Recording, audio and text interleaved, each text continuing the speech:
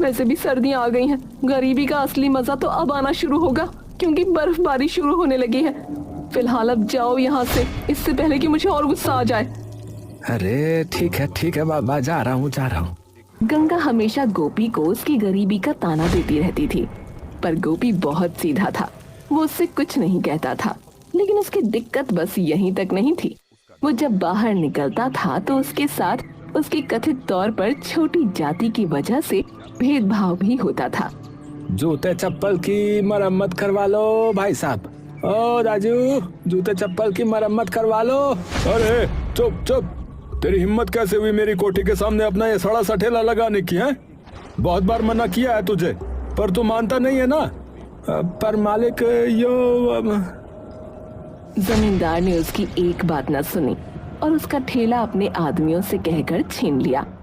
अरे साहब जी दया करो साहब जी दया करो साहब जी। ऐसे मैं क्या कमाऊंगा साहब जी, क्या खाऊंगा साहब जी, दया करो साहब जी। चला जा, वरना तेरी हड्डियां भी तोड़वा दूंगा। हाँ, बता रहा हूँ। हाँ। गोपी थके कदमों से घर की ओर चल दिया।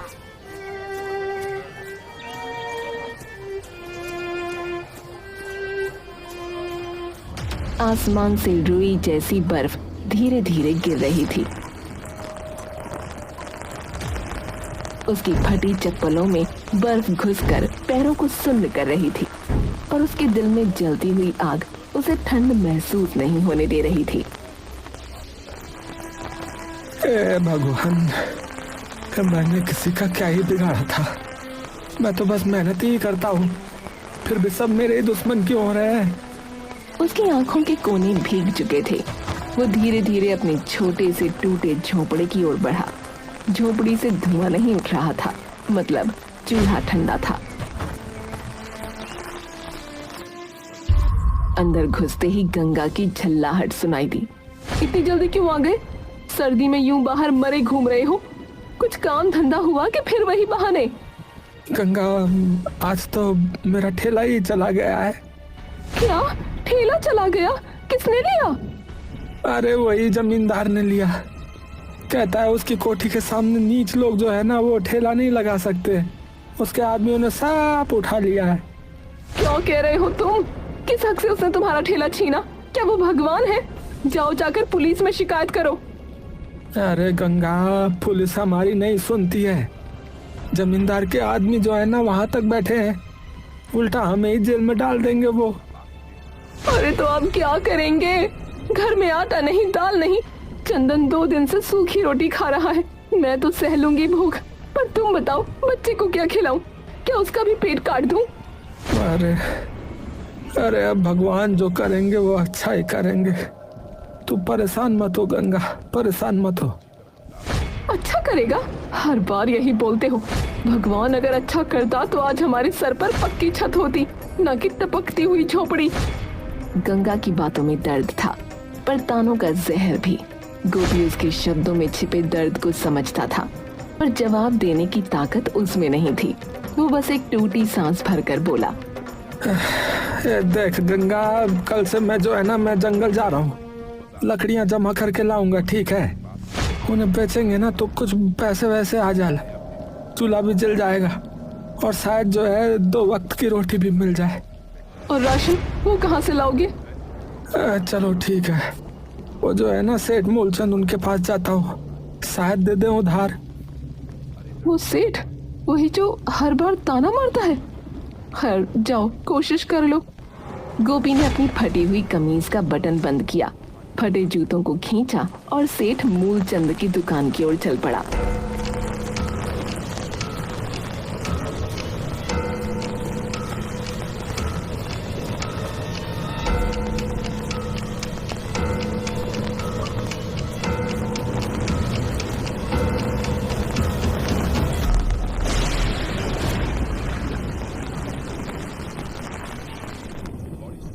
सेठ जी प्रणाम साहब जी। ओहो गोपी मोची, जरा दूर रहकर ही बात कर रहा मुझसे। बोल क्या काम है रे, क्या है?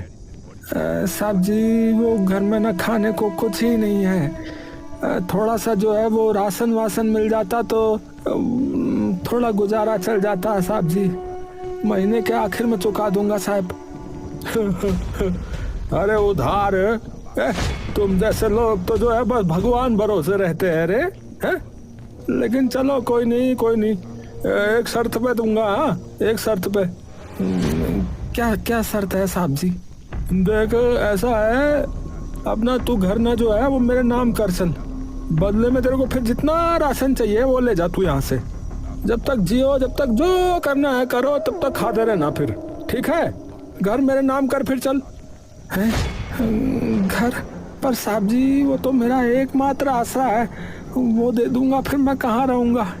अरे तू बचेगा तो ही तेरा आसरा तेरे काम आएगा कि नहीं आएगा है? ठंड में मर गया है तो घर की जरूरत किसे पड़ेगी? बोल बोल। एक गोपी सोच ले। हाँ ये मौका जो है ना बार बार नहीं मिलेगा। हाँ सुनहरा मौका है ये। गोपी कुछ देर तक खामोश खड़ा रहा। उसकी आंखों के सामने गंगा और चंदन का चेहरा घूम रहा था। पेट की भूख और जरूरतों का बोझ उसके आत्मसम्मान से भारी पड़ गया। उसने कांपते हाथों से सेठ के कागज पर अंगूठा लगा दिया। ये शाबाश। अब तू जो है ना ये दुकान गोदाम से जो है जितना राशन चाहिए ना उठा ले, ठीक है? ले जा जा। थोड़ी देर बाद गोपी थैला भर राशन लेकर घर लौटा, लेकिन गंगा तो सच्चाई जानते ही तुनक पड़ी। क्या तुमने हमारा घर उसके नाम कर दिया? गोपी तुम्हें समझ नहीं है क्या? वो सेठ बड़ा चालाक आदमी है, वो तुम्हारे सर से छत खींच लेगा। गंगा राशन तो देखो कितना सारा लेके आया हूँ है? चंदन जो है अब भूखा तो नहीं सोएगा, थोड़ा सा बेच देंगे तो पैसों का जो है वो भी इंतजाम हो जाएगा। तुम भरोसा रखो सब ठीक हो जाएगा रे। ठीक? तुम्हें लगता है कुछ ठीक होगा? मुझे लगता है ये सेठ हमें बर्बाद कर देगा। अगले कुछ दिन राशन से घर चल गया।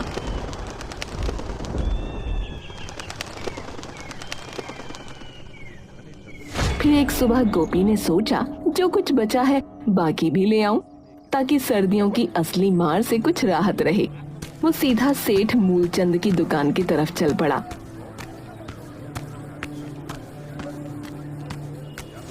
अरे साहब नमस्कार नमस्कार। उस दिन के लिए बहुत आभारी हूँ, आपने राशन दिया। साहब अगर थोड़ा और राशन मिल जाता तो थोड़ा और दया हो जाती, घर में जो है कुछ नहीं बचा है। अरे गोपी आज तो कुछ नहीं है रे मेरे पास। हाँ अरे वो जो ट्रक आ रहा था ना वो रास्ते में कहीं फंस गया बल, बर्फबारी से रास्ते सारे बंद हो रखे। अब जब आएगा तब ले जाना है। अभी जा तू, अभी कुछ नहीं है, जा। अरे साहिबो, अरे पर हमारा राशन जो है वो खत्म ही होने वाला है, एक दाना नहीं है घर में खाने के लिए, अब हमें जरूरत है साहब। अरे गोपी बोल दिया है तुझे है, रास्ते बंद हो रखे हैं। मैं तो कह रहा हूँ अभी जा, अब घर संभाल अपना, यहाँ अभी कुछ नहीं मिलेगा, जा अभी। गोपी ने दुकान का गोदाम, तख्त, पूरी दुकान, हर कोना देखा।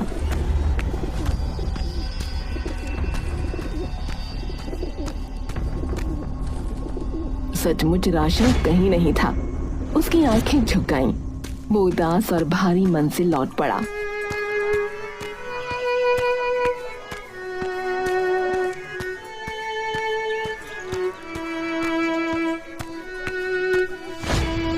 अरे गंगा, वो सेठ कह रहा है कि माल जो है ना वो कहीं रास्ते में फंस गया है, बल कुछ नहीं है।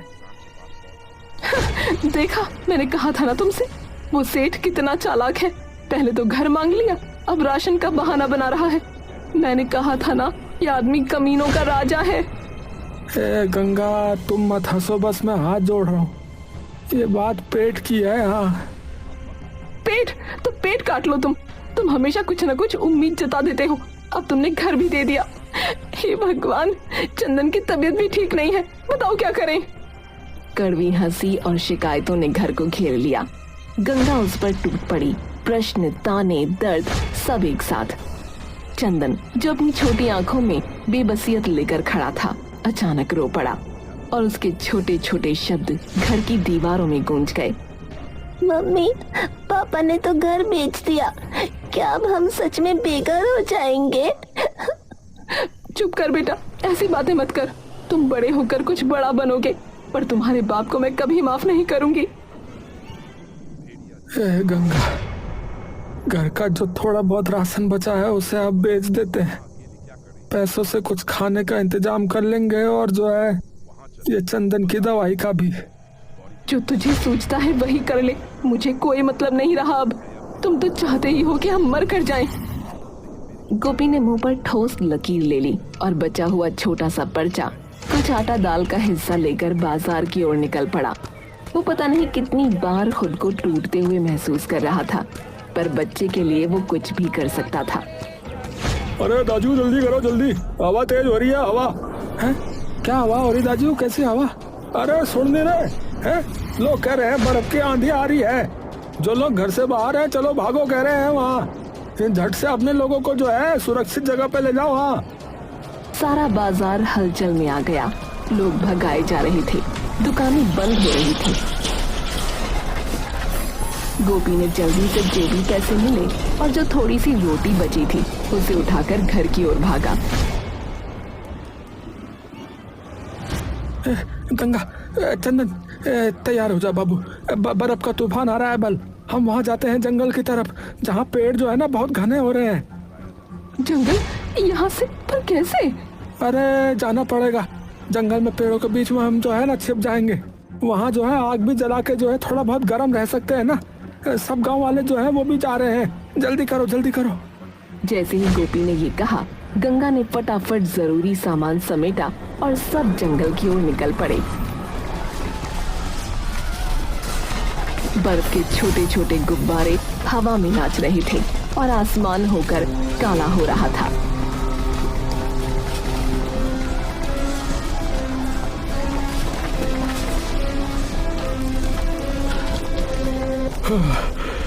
जा जल्दी चलो रे गोपी। अरे ये पहाड़ की कठिन जिंदगी, बुढ़ापे में सांस चढ़ रही है मेरे को। ओ भगवान, हमारी जिंदगी अचानक ही कितनी नाजुक हो गई। लोगों का छोटा सा काफिला जंगल की ओर बढ़ा। हर किसी के चेहरे पर डर, पर दिल में एक उम्मीद, कहीं तो गर्मी मिल जाएगी। गोपी ने मुड़कर देखा, सब कुछ बर्बाद हो चुका था। वो लोग जंगल में जाकर सो गए।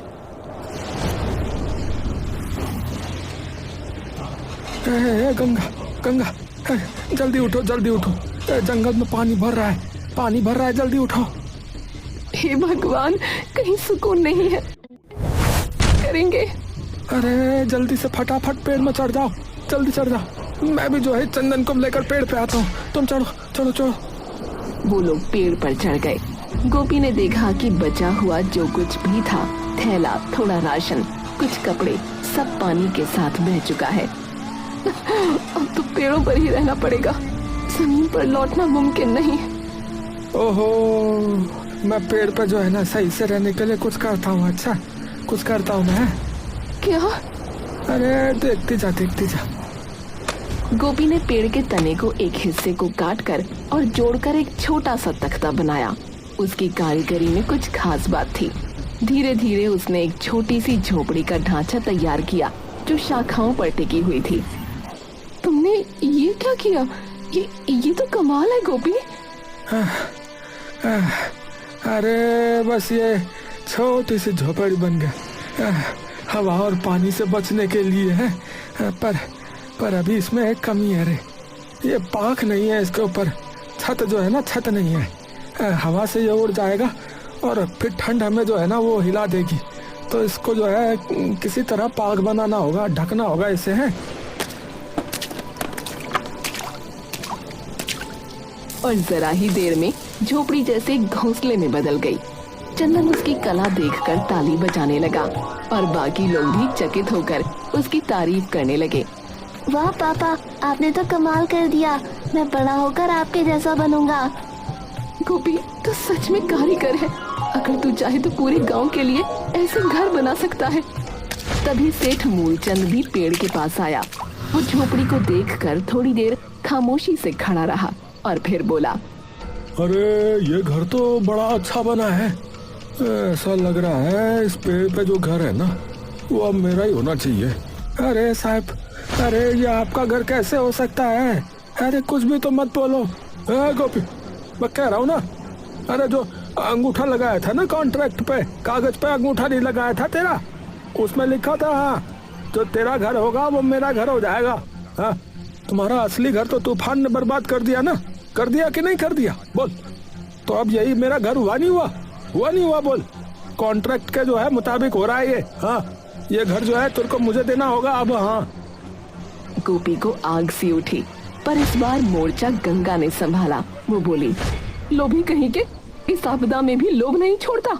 शर्म आनी चाहिए तुम्हें, कि तुझ में बिल्कुल इंसानियत नहीं है।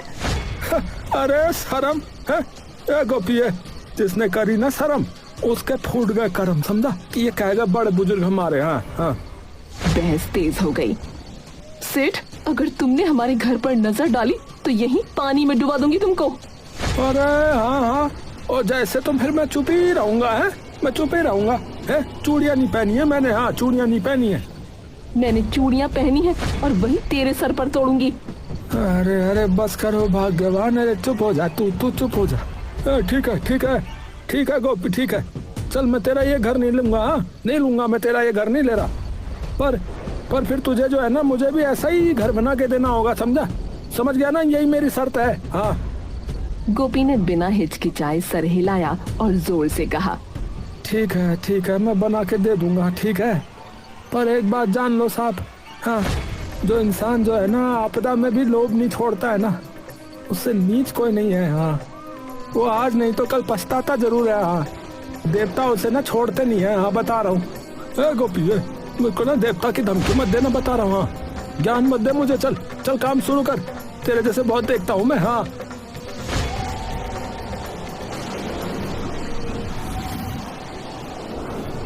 गोपी ने पेड़ के तने पर फिर से कुल्हाड़ी मारी। हवा में लकड़ी की खुशबू घुल गई थी। ठंड अब भी थी, लेकिन उसके पसीने से कपड़े गीले हो रहे थे। चारों तरफ सन्नाटा था, सिर्फ कुल्हाड़ी की टक टक टक की आवाज। तभी वो सेठ से बोला, सेठ, अगर कल को ये तूफान थम गया ना, तो तुम मेरा असली घर मुझसे नहीं मांगेगा, बता रहा हूँ मैं। हाँ, वो मेरा ही रहेगा अब। हाँ, ठीक है, फिर ठीक है, मैंने कह दिया है। सेठ, अगर कल को ये तूफान थम गया ना, तो तुम मेरा असली घर मुझसे नहीं मांगेगा, बता रहा हूँ मैं। हाँ, वो मेरा ही रहेगा अब। हाँ, ठीक है, फिर ठीक है, मैंने कह दिया है। हाँ, लेकिन फिर मेरी एक शर्त है। हाँ, शर्त है मेरी, मेरा घर जो है 3 मंजिला होना चाहिए, समझ गया? 3 मंजिला बनेगा। हाँ, वो भी ऐसा कि दूर से चमके। समझा नहीं समझा तू? है, मैं कोई आम आदमी नहीं हूँ, समझा? मैं सेठ हूँ, सेठ, समझा? अरे जो हुकुम मालिक, जो हुकुम साहब। गोपी दिन रात काम में लगा रहा। लकड़ी काटी, बेलों को जोड़ा, शाखाओं से फर्श बनाया। उसकी हथेलियां फट चुकी थीं, लेकिन हौसला कम नहीं था। गंगा और चंदन भी उसे देख रहे थे। अम्मा, बाबू तो जैसे कोई जादूगर लग रहे हैं। हाँ बेटा, गरीब के हाथों में मेहनत का जादू ही तो होता है।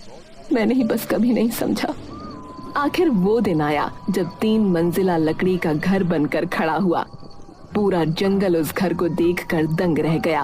ओ जा मेरी बाबा, अब हुई ना बात ये। अब तो कोई राजा भी देखेगा ना, वो भी जल जाएगा। हाँ, इतना बढ़िया हो गया ये तो। अरे साहब, अभी घर पूरा नहीं हुआ है, इसे जो है पेड़ की छाल से ढकना होगा, नहीं तो जो है खराब हो जाएगा। बारिश हवा अंदर आएगी और बर्फ भी अंदर आएगी, तो ये फिर ठीक नहीं होगा ये साहब। नहीं रे गोपी, नहीं, मेरा घर किसी चिड़िया के घोंसले के जैसा थोड़ी दिखेगा। है, सेठ जी हूँ मैं यहाँ का। हाँ, ऐसा ही ठीक लग रहा है मुझे ये। हाँ, ऐसा ही ठीक है ये, रहने दे, कुछ नहीं होगा, कहीं नहीं जा रहा है ये घर, बढ़िया हो गया। गोपी ने सेठ को समझाने की कोशिश की, लेकिन वो नहीं माना। इसके बाद गांव वालों के कहने पर गोपी ने सबके लिए छोटे छोटे घर बनाए। हर घर को उसने पेड़ की छाल से ढक दिया। हो जा, जिसे हमने नीच समझा वही तो असली उस्ताद निकला रे। रात गहराने लगी, हवा फिर से तेज हुई। अचानक तेज बारिश शुरू हो गई और बिजली ने जंगल को रोशन कर दिया। गांव वालों के छोटे घर मजबूत थे, छाल से ढके हुए, तो उनमें सिर्फ हल्की सरसराहट हो रही थी। लेकिन सेठ का 3 मंजिला घर हिलने लगा, दीवारें कांपने लगीं। अरे जाओ भगवान, अरे ये क्या हो गया? अरे इतनी ठंडी हवा कैसे चल रही है ये? अरे ये क्या उखड़ गया? अरे यहीं से हवा घुस रही है। अरे इतना जाड़ा हो रहा है, इतनी सर्दी में तो मैं मर ही जाऊंगा रे। अरे अरे कोई तो बचाओ रे। छत का एक टुकड़ा उखड़ गया, हवा सीधा अंदर घुस आई। अरे गोपिया, कहाँ गया रे? अरे कोई तो बचाओ मुझे। गांव वालों ने आवाज सुनी, लेकिन सब चुप रहे। सेठ जैसे तैसे बाहर निकला, भीगा हुआ, थर थर कांपता हुआ। गोपी, अरे मुझे अपने घर में जगह दे, मैं ठंड में मर जाऊंगा रे।